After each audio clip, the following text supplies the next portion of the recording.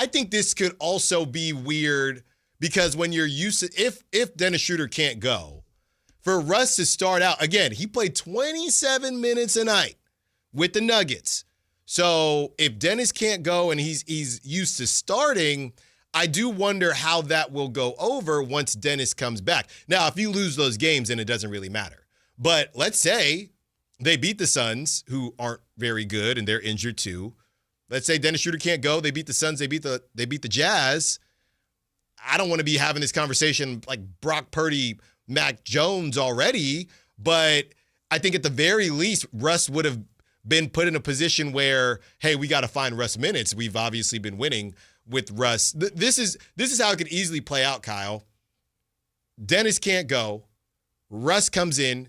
They beat the Suns, who stink. They beat the Jazz, who stink. Dennis comes back for the Laker game. They lose that game, and now all of a sudden, the Russell Westbrook fan club is it's just a nightmare already.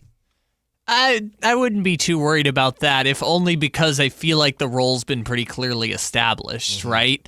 Schroder is the starter. Westbrook is the backup. No one except the Brody fans are really debating that part of the conversation.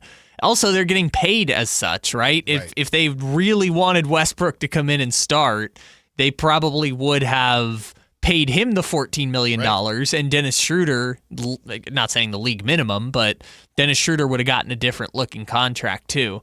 Also, I feel like these two games are the ones that we keep picking out because it's the Suns and the Jazz. But like if we look at this, remember Mike Brown used to do the 5-game chunks thing? Oh, I recall. If we look at the 5-game chunk, you could, let's say Sabonis doesn't play for any of them. We don't know that for sure, but let's just say they reevaluate and say he needs another week. You would have Suns, Jazz, Lakers, Thunder, Bulls.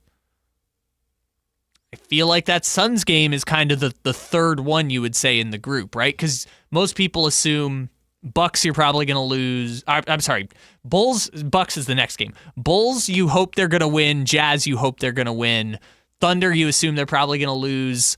Lakers, it's Luka. I know LeBron's not playing, but the Lakers, you would expect, if no Sabonis, they probably lose. Yeah. So then, like the difference between 3 and 2 and 2 and 3 kind of comes down to that first Suns game, where, as you mentioned, you will have either no Dennis Schroder or a limited Dennis Schroder because he is injured. Yeah. That's kind of a different way to look at it than just they have to get these first two games against the Suns and the Jazz. It's more so like, well, the Suns game could be the biggest toss-up they have for the first 5 to 6 games. You're saying the other games are cooked anyway. I'm not saying they're cooked. I'm saying that the Suns, this is going to sound rude, and I don't mean it to sound rude. The Suns are their closest they're their closest matchup they're going to have in the first 10 games. And the Bulls. Oh, yeah, you said the first 10? Yeah. I'm saying you better beat the damn Bulls. Yeah, I mean, Jesus. Yeah, I hear it's the only, you're saying it's the only toss-up. The rest are either you need to win, or you're probably going to win, or you're probably going to get smacked. Yeah. I mean, that's the Kyle, easiest way to look at it. You just described a 2-8 start, brother. Yeah, kind of. I mean, yeah, you better beat the Bulls. The Bulls don't have Kobe White either. So I'm just saying, if you can't beat the Bulls with Javon Carter and Ayo Dosunmu. They're still running out Javon Carter? I think so. Oh, by the way, Virginia's finest. We've got that later for Crosstalk. I've got who we play for since it's opening night. We can play a game there. Yeah. But also, I just look at the schedule with the first 5 to 10. Like, if we do it more, I'm just saying, I don't think people this is gonna fall on deaf ears coming to you, but I don't think people should put too much stock in the first 2 games of the season. On now. It's the only point I'm trying to make. Like, the Suns game, everyone agrees the Kings and the Suns are very similar in terms of skill and ability. Mm-hmm. But just because they're playing the Suns the first game doesn't mean the whole season should ride on whether or not they can beat the Suns shorthanded. That 34.5 is riding on that game. Yeah, I also thought about that, is that if we were doing the 5-game chunks. If you go 2 and 3 in every 5-game chunk, you will win 34 games. So you've got to go 3 and 2 a couple times if you want to have a shot to hit that over. And woof. That second 5-game chunk is at Bucks, at Nuggets, home against the Warriors, home against the Thunder, and home against the Timberwolves. That's a big oopsies. Yeah, that's rough sledding. But I think tomorrow is going to show us a lot, win or lose, how they play, the Westbrook effect. They've already been talking about how Westbrook can or has changed the energy in the building. It's contagious.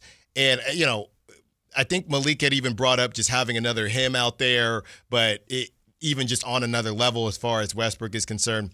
So I think it's something that the Kings definitely need, and we'll see if they are, able to just put themselves in a good position here early on against a Suns team who, the Suns, they're really playing to win because they don't even have picks. So it doesn't even help them to stink. Yeah, better be good. Yeah, you better beat they're looking at, that's what's funny. They're looking at the Kings saying this is a must win. That's why, again, I know this goes back to like the do you develop or do you try and win, but like, why would you not play Malawak?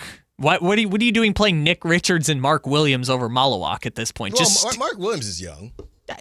Yeah, but Mark Williams also can't stay on the floor. He's not even gonna, don't worry. He's only playing 20 games. Yeah, he's not even going to play in the first game. He's already been ruled out, which, by the way, I pulled up the injury report to see if the Kings had anything there, and there was nothing, but I also saw Moses Moody out for the Warriors. So it's already starting for them. He's been out. He had that surgery, and I think what also was funny is it said Kuminga and Jimmy Butler probable. Yeah. It's the first game of the season. Got to put something. You just got to list the